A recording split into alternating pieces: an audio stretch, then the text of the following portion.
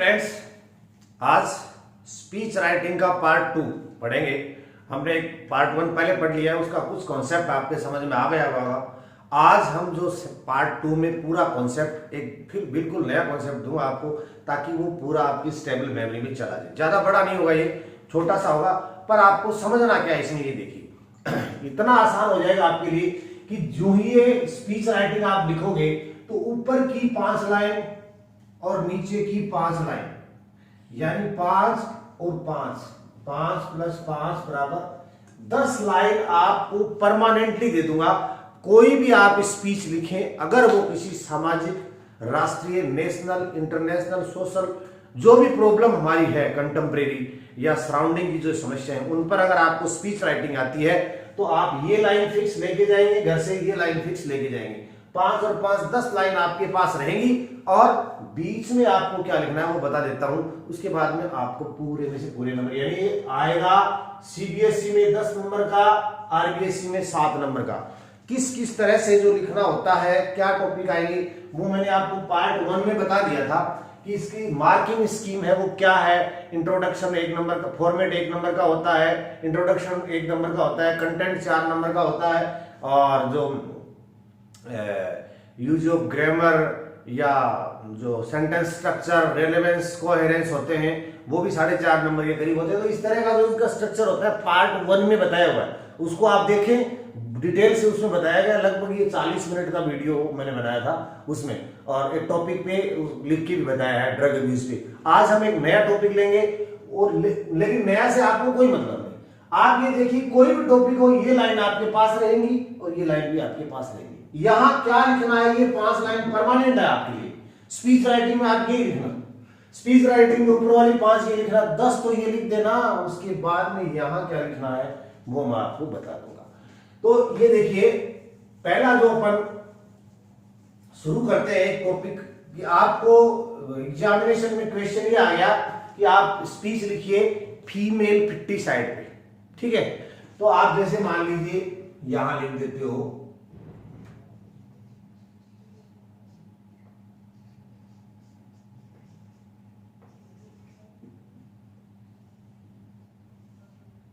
Female फिट्टीसाइड, कन्या भ्रूण हत्या, ठीक है।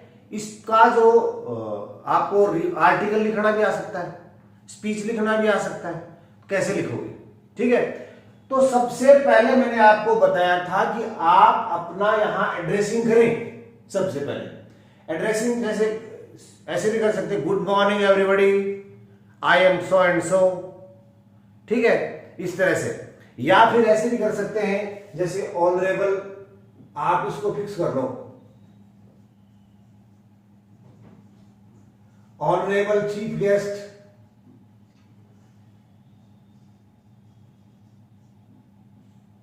ठीक है, respectable,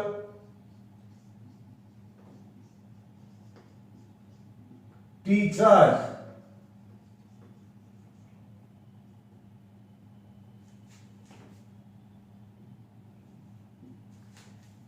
curious students,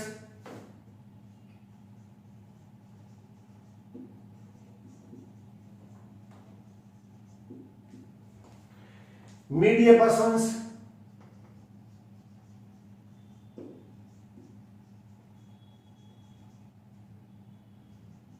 and all the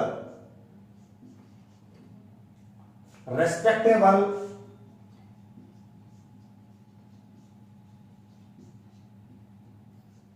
ladies and gentlemen,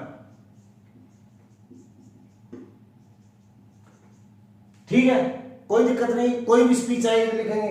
फिर आप लिखेंगे as you know that today I am going to express my ideas, my views on this topic, या कोई प्रोग्राम है, कोई सेलिब्रेशन है, as you know that we are going to celebrate this function and I am going to express my ideas.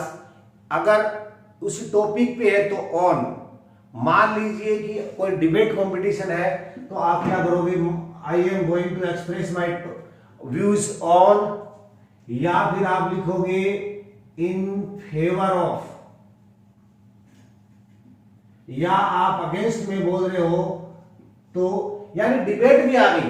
देखो article आ गया तो क्या ये इसको छोड़ के नीचे का मैटर लिख दोगे। अगर डिबेट कंपटीशन में आप पार्ट ले रहे हो, आप अगेंस्ट में या फेवर में बोल रहे हो, तो आप फेवर में बोल रहे हो तो I am going to express my views in favour of, I am going to express my views against, और सिर्फ आप उस पर ही बोल रहे हो तो ऑन करोगे। तो एज यू नो यहां करोगे, as you know that today I am या we are, जो अगर कुछ फंक्शन कर रहे हो तो we are going to celebrate, otherwise I am going to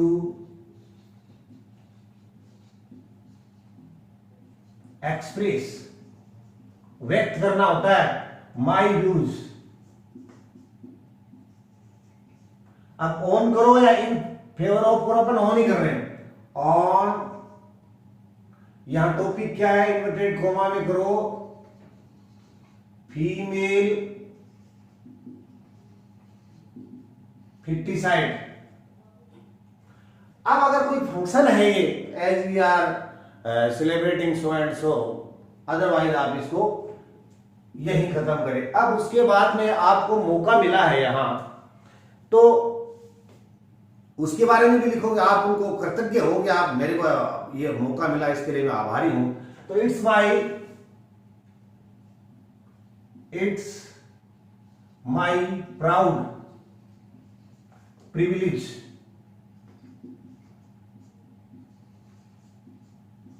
to have an opportunity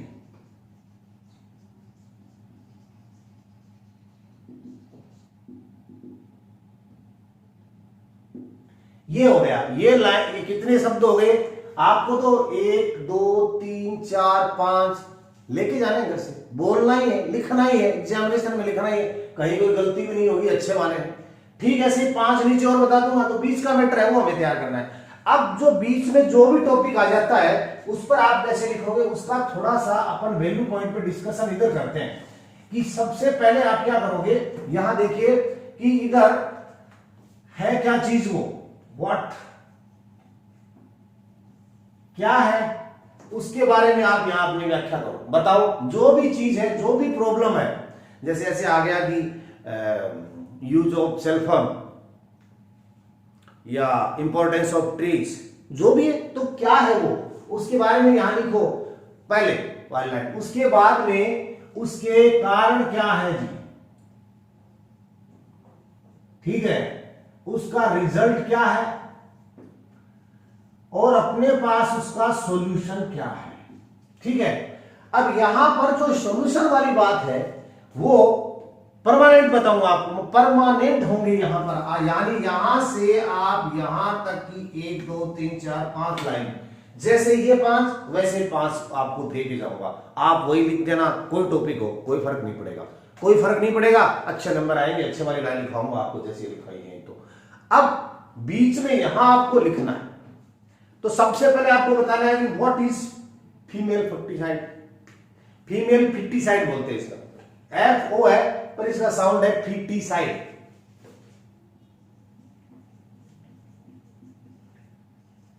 female फिफ्टीसाइड कन्या भ्रूण हत्या क्या होती है, तो आप यहां से लिखोगे फीमेल फिफ्टीसाइड इज क्या है, कन्या को मारना, बेटी को मारना जन्म से पहले, यही तो है ना, is killing of girl child कब है, जन्मने से पहले, बिफोर बर्थ। अगर आप ये नाम ना लिखो बिफोर बर्थ, तो इसकी जगह ऑप्शन है इन वूम, गर्भ में मार देना। हो गया, क्या है, ठीक है। अब ये होता कहां है कि जैसे इन इंडियन ट्रेडिशनल या जो ऑर्थोडॉक्स फैमिली है इंडियन, वो ऐसा सोचती हैं कि बॉय चाइल्ड है वो तो एक धरोहर है, an asset, and girl child as a liabilities, ऐसा सोचते हैं। वो सोचते हैं कि boy child will lead their generations, वो ऐसा सोचते हैं कि boy child will earn their livelihood and just girl child as an consumers, ऐसा सोचते हैं। तो आप यहां लिखो कि Orthodox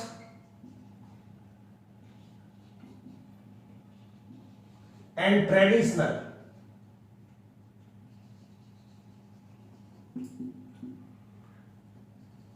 families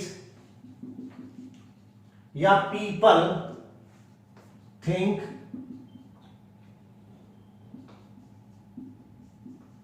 that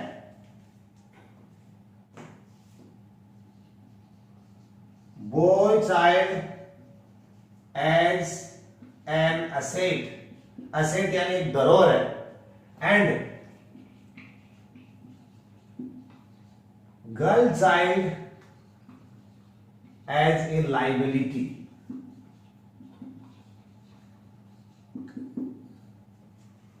They think the boy child will lead their generation. They think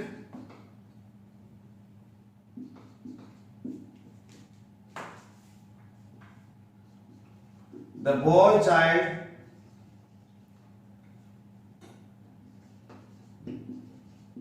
will lead generations, पीढ़ियां, ठीक है। या और भी बातें आप लिख सकते हो। ऐसा इंडियन ऑर्थोडॉक्स जो फैमिली है, पुरातनवादी या विचारों की उनके हैं, रूढ़िवादी विचारों के है, वो लोग ऐसा सोचते हैं। वाई? ऐसा देखा है कि girl child take care of their parents in old age, while boy child leave them in old age house. तो क्या करोगे? It is seen that girl child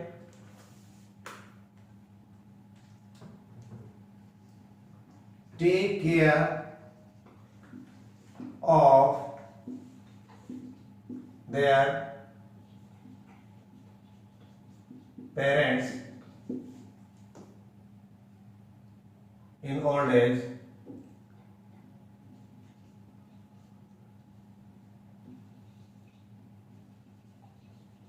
while boy child leave them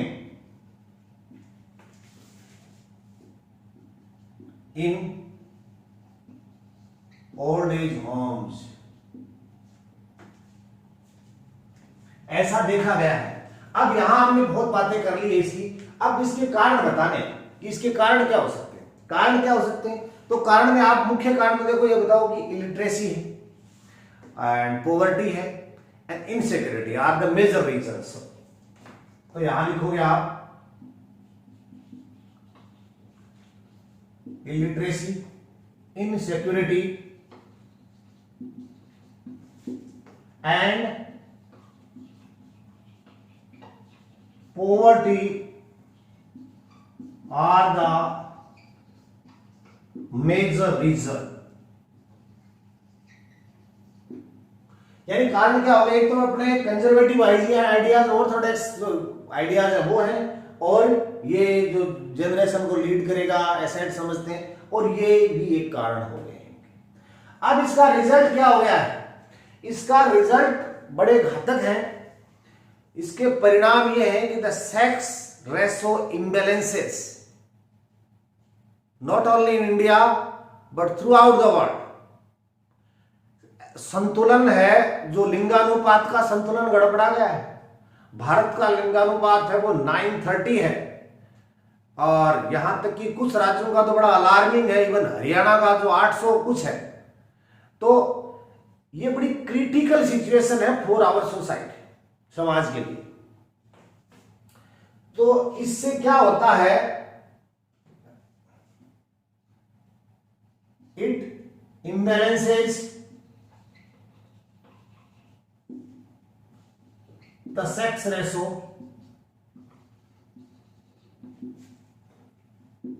ठीक है, and it is this imbalance is a very alarming, a critical situation. It is very alarming and critical situation in India as the sex ratio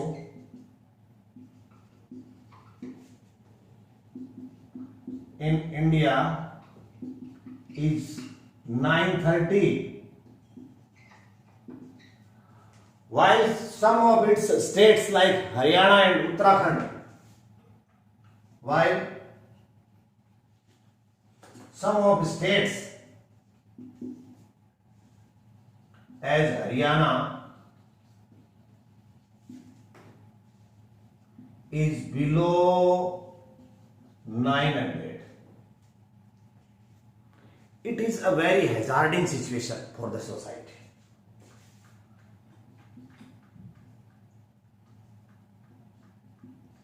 It is a very hazardous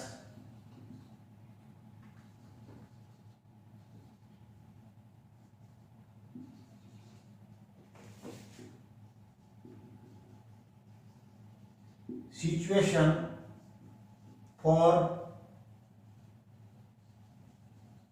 society. ये हो गई ना, परिणाम हो गए। अब solution क्या होगा? सॉल्यूशन, अब बात आ गई है वो चीज जो मैंने आपको बताया था कि आपको ये बताया था कि आपको परमानेंटली ऐसा जो दिया जाएगा सॉल्यूशन एक कि आप वो 5 लाइन फिक्स याद रखेंगे और वही लाइन आप हर जो स्पीच है उसके अंदर आप लिखेंगे और आपको बड़ा बेनिफिट होगा, क्योंकि ऊपर की 5 लाइन और नीचे की जो 5 लाइन है वो आप आसानी से लिख पाएंगे। अब वो लाइन पे आ गए हम, चाहे कोई भी समस्या हो, हमने ड्रग अब्यूज में भी वही लाइन लिखी थी और कोई समस्या उसमें भी वही लाइन लिखेंगे, इसमें भी यही लाइन लिखेंगे। वो है क्या?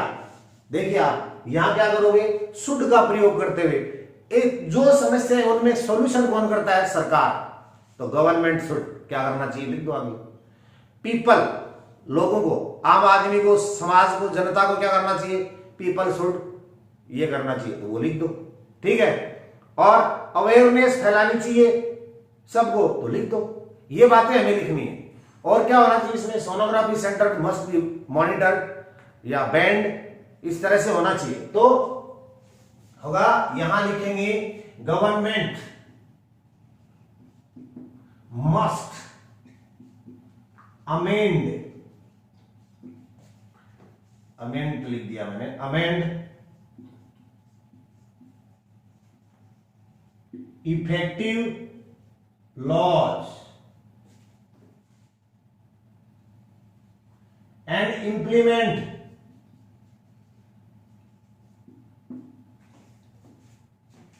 वेल। पहली बात होगी। दूसरी है कि इसमें जागरूकता फैलानी चाहिए आम जन में। तो जागरूकता फैलाने को क्या करोगे? वी शुड, यहां आप शुड भी कर देना, कोई दिक्कत नहीं है।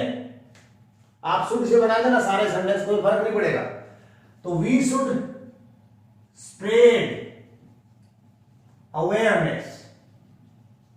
अब हो सकता है कि आप कई जगह ऐसा सेंटेंस देखोगे कि अवेयरनेस शुड बी स्प्रेड, एक ही बात है, वो पैसिव हो गया ना। अवेयरनेस इन द पीपल, इस तरह की सेमिनार्स और गोष्ठियां आयोजित की जानी चाहिए, तो वो भी लिख सकते हो आप, जो जागरूकता फैलाए। या फिर लिखोगे सोनोग्राफी सेंटर को बैन किया जाना चाहिए।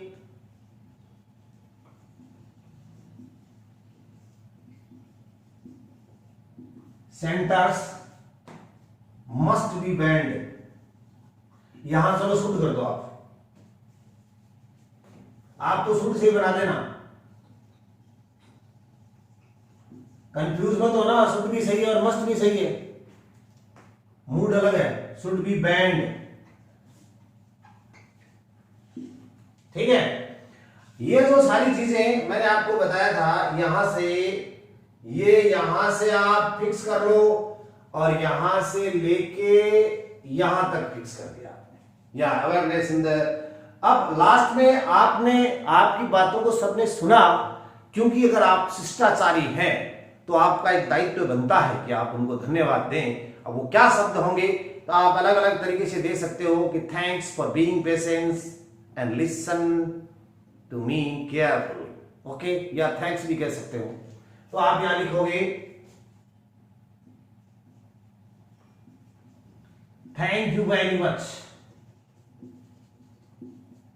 मस्त लिख दिया मैंने, much, for being patience and listen to me carefully. ये हो गया। आप देखिए आपको हमने क्या किया, ये लाइन आप फिक्स कर लो, कोई भी टॉपिक आ जाए, स्पीच राइटिंग का 2 ही पार्ट पढ़ाऊंगा, पहला पढ़ लिया, इसको देख के पहले वाला जरूर देखना, ड्रग एब्यूज पे दिया गया है, ये 5 लाइन फिक्स कर लेना, कोई भी टॉपिक आ जाए लिख देना, फिर ये 5 लाइन भी फिक्स कर लेना, कोई भी टॉपिक आए उसमें ये नाम लिख देना, बीच के अंदर जो भी टॉपिक है उसकी किसके बारे में है, कारण क्या है, रिजल्ट क्या है, वो बात लिख देना। लिख दोगे थोड़ा बहुत तो उम्मीद करते हैं कि स्पीच राइटिंग का पार्ट 1 जो पहले आया है वो, और स्पीच राइट का पार्ट 2 ये आपको अच्छी तरह से समझ में आ गया। पढ़िए और अच्छे नंबर लेंगे। धन्यवाद।